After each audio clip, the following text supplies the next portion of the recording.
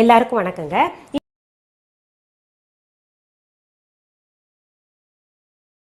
இன்னைக்கு நான் உங்களுக்கு இட்லி மாவுலயே பணியாரம் செய்வது எப்படி.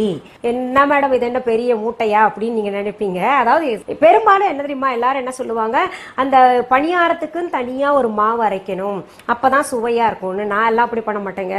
நல்லா கிறிஸ்பியா அந்த இட்லி மாவை வச்ச பணியாரம் எப்படி செய்யறதுன்னு சொல்லிட்டு செய்வேன். வீட்டுல பாத்தீங்கன்னா என்னோட ஃபேவரேட், என் பிள்ளைங்களுடைய ஃபேவரேட் டிஷ்ஷுங்க அது.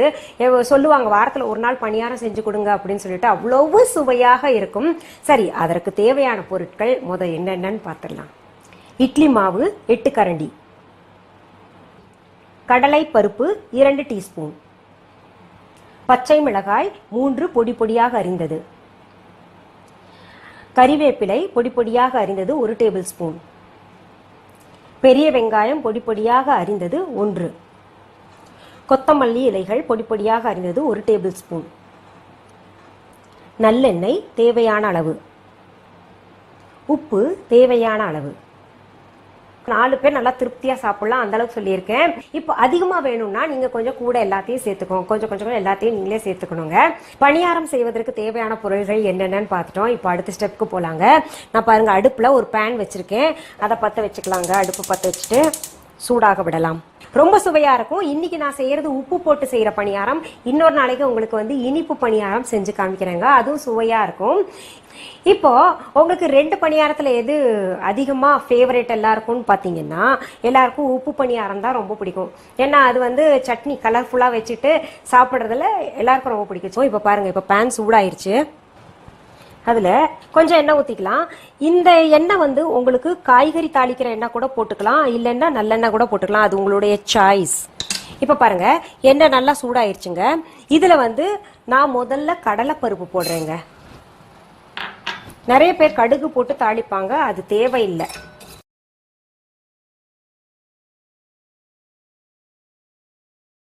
கடலைப்பருப்பு எதுக்காக போடுறோம்னா, அந்த பணியாரம் சாப்பிடும்போது நடுவில் நறுக்குன்னு வரும் பாருங்க, அது கொஞ்சம் சுவையை கூட்டும். பாருங்க, கடலைப்பருப்பு இப்போ பாதி வறுத்தாச்சு. நம்ம இதில் அடுத்தது பாதி வறுத்தோன்னா நம்ம பெரிய வெங்காயத்தை சேர்த்துக்கணும். அடுத்தது பச்சை மிளகாயும் சேர்த்துக்கலாம். அடுத்தது கறிவேப்பிலையும் சேர்த்துக்கலாங்க. நிறைய பேர் என்ன நினைப்பீங்க, ஐயே இதெல்லாம் இவங்க வதக்குறாங்களே அப்படின்னு. யாரும் இந்த ப்ரொசீஜர் படி செய்ய மாட்டாங்க. நீங்க இந்த ப்ரொசீஜர் படி செய்யுங்க. ஏன்னா உங்களுக்கு இந்த பச்சை வெங்காயத்தை அப்படியே எல்லாரும் என்ன பண்ணுவாங்க, மாவுல வெங்காயத்தை நறுக்கி போட்டுருவாங்க அப்படியே பச்சையா. அப்புறம் தாளிக்கிறது மட்டும் இந்த கடலைப்பருப்பு போட்டு தாளிப்பாங்க. ஒரு கரண்டியில் தாளிச்சு அதை கொட்டுவாங்க. அந்த கருவேப்பிலையும் பச்சையா போட்டுருவாங்க, பச்சை மிளகாயும் பச்சையா போட்டுருவாங்க. எல்லாரும் அப்படி போடுவாங்க. அதுக்கும் இதுக்கும் சுவை உங்களுக்கு வித்தியாசம். நீங்க செய்யறவங்களுக்கு, ரெகுலரா செய்யறவங்களா இருந்தா உங்களுக்கு வித்தியாசம் தெரியும் பாருங்க. ஏன்னா இந்த பெரிய வெங்காயத்தோடைய பச்சை வாசனை போயிடணும். குழந்தைங்க இந்த மாதிரி செஞ்சா கொஞ்சம் விரும்பி சாப்பிடுவாங்க. அதாவது ஒரு ப்ரொசீஜர் இருக்கும், அந்த ப்ரொசீஜரையே இன்னும் டேஸ்ட் என்ஹான்ஸ் பண்ணணும், அதை இன்னும் டேஸ்ட் கூடுதல் பண்ணணும், குழந்தைங்க சாப்பிட்ற மாதிரி இன்னும் கூட 2 சாப்பிட்ற மாதிரி பண்ணணும் அப்படின்னு சொன்னா பாத்தீங்கன்னா, இதெல்லாம் நம்ம கிரியேட்டிவ், இதெல்லாம் செஞ்சுக்கணும். இதெல்லாம் கருவேப்பிலை நல்லா குழந்தைங்களுக்கு சாப்பிட வைக்கக்கூடிய ஒரு வழி இதெல்லாம். இப்ப பாருங்க, இதை கொஞ்சம் அப்படியே விட்டுட்டு அடுத்த அடுப்புல நம்ம என்ன பண்ணலாம்னா, இந்த பணியார சட்டி இருக்கு இல்லையா, இதை வச்சுக்கலாங்க. அடுப்பை பற்ற வச்சுக்கலாம். இது அது வரைக்கும் சூடாகிக்கிட்டு இருக்கட்டும். இங்க பாருங்க, வெங்காயம் நல்ல நிறம் மாறிடுச்சு, நல்லா வதக்கியாச்சு. இப்போ நான் அடுப்பை அணைச்சிடுறேங்க. இதுல இப்போ கொத்தமல்லி தலைகள் வேணுங்கிற அளவு சேர்த்துக்கோங்க. நீங்க கொத்தமல்லி தலைகள் ஆப்ஷனுங்க, இது நல்ல மணத்தை கொடுக்கணுங்கிறதுக்காக நான் போட்டிருக்கேன். இப்போ இதை இந்த மாவுல கலந்துக்கலாம்.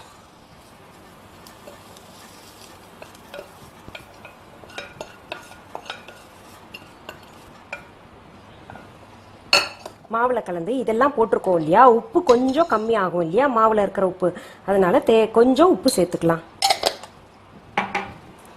நல்லா மாவோட கலந்து விட்டுருணுங்க. பணியார மாவு ரெடி.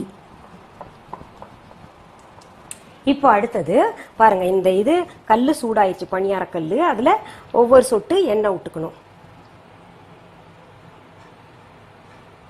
ஒரு 1/4 டீஸ்பூன் போல போடுங்களேன். நல்லெண்ணெய் தான், ஒன்றும் ஆகாது. அப்புறம் இந்த மாதிரி சின்ன குழி கரண்டி எடுத்துக்கோங்க. எடுத்துட்டு பாருங்க இப்படி போட்டுக்கலாம். அந்த குழி நிரம்பணும் அந்த அளவு போட்டுக்கலாம்.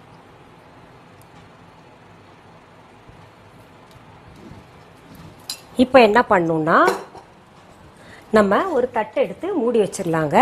சிம்ல வச்சு விட்டுறணும், அப்பதான் கிறிஸ்பியா. இப்போ பணியாரம் வெந்திருக்கான்னு பார்ப்போங்க. அடடடா இப்படி உப்பி வந்திருக்கே. மாவு இந்த இடம் ரொம்ப நல்லா அரைச்சிருக்கு போல இருக்கு, அதனால தான் நல்லா உப்பி வந்திருக்கு.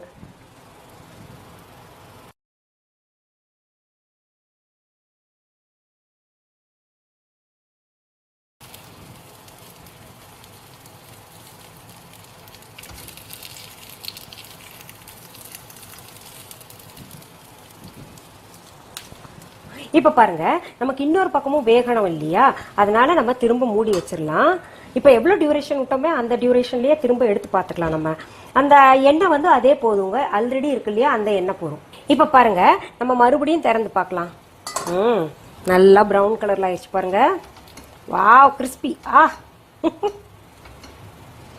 எவ்வளவு நல்லா இருக்குல்ல. நடுவுல நீங்க இன்னொரு தடவை திருப்பி போடணும்னா கூட போட்டுக்கலாங்க. நல்லா மொறு வேணும்னா இன்னும் கொஞ்சம் நேரம் விட்டுக்கலாம். நீங்க சாப்பிடுங்க. இது பாருங்க ரொம்ப மொறுன்னு ஆயிருக்கு பார்த்தீங்களா, சத்தம் கேட்குதா அந்த மாதிரி. இப்போ என்ன பண்ண போறேன், அடுத்தது நான் சாப்பிட போறேன். உங்களுக்கு டெம்ட் ஆகும், நீங்களே செஞ்சு நீங்களே சாப்பிட்றீங்களே அப்படின்னு சொல்லுவீங்க. கொஞ்சம் ஆறட்டும் இருங்க.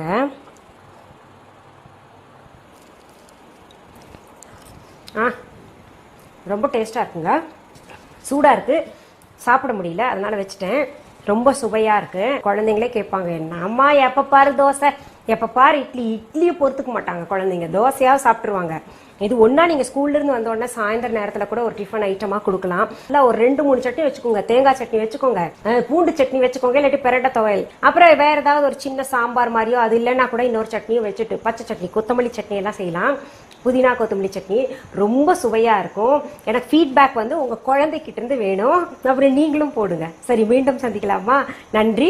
அன்பான வாடிக்கையாளர்களே, உங்கள் விஹா ஸ்டோரில் பூஜை பொருட்கள், சிலைகள், ராசிக்கற்கள், வாஸ்து பொருட்கள், விதைகள், பாரம்பரிய அரிசி வகைகள், சிறுதானியங்கள், ஆர்கானிக் பொருட்கள், மூலிகை எண்ணெய், மளிகை பொருட்கள், மரச்செக்கு எண்ணெய், மரப்பொருட்கள், வெள்ளி ஆபரணங்கள், கிஃப்ட் ஆர்டிகல்ஸ், காட்டன் மற்றும் பட்டு புடவைகள், காட்டன் சுடிதார்கள், பட்டு பாவாடை, குழந்தைகளுக்கான விளையாட்டு பொருட்கள், ஹை குவாலிட்டி இமிடேஷன் நகைகள், வீட்டு உபயோக பொருட்கள், ஜூட் பேக்ஸ், ஹேண்ட்மேட் சோப்ஸ், அழகு சாதன பொருட்கள், சிறுதானிய பிஸ்கெட்டுகள், ஹோம் அப்ளையன்சஸ், இன்னும் பற்பல பொருட்கள் விற்பனைக்குள்ளது. விஹா ப்ராடக்ட்களை நீங்கள் வாங்க விரும்பினால் அது எங்களுடைய viha.online வெப்சைட் மற்றும் சென்னை ராஜா அண்ணாமலைபுரத்தில் உள்ள எங்கள் விஹா ஸ்டோரில் மட்டுமே கிடைக்கும் என்பதை தெரிவித்துக் கொள்கிறோம். வேறு எந்த ஆன்லைன் வெப்சைட்களிலும் விஹா ப்ராடக்ட்கள் விற்பனைக்கு கிடையாது என்பதை நீங்கள் கவனத்தில் கொள்ள வேண்டும். எங்கள் விஹா ஸ்டோரின் விலாசத்தை கண்டறிய கூகுள் மேப்ஸில் விஹா ஸ்டோர் என்று டைப் செய்தால் வழியை கண்டறியலாம். www.viha.online வெப்சைட்டிலும் விஹா ஸ்டோரின் அட்ரஸ் உள்ளது.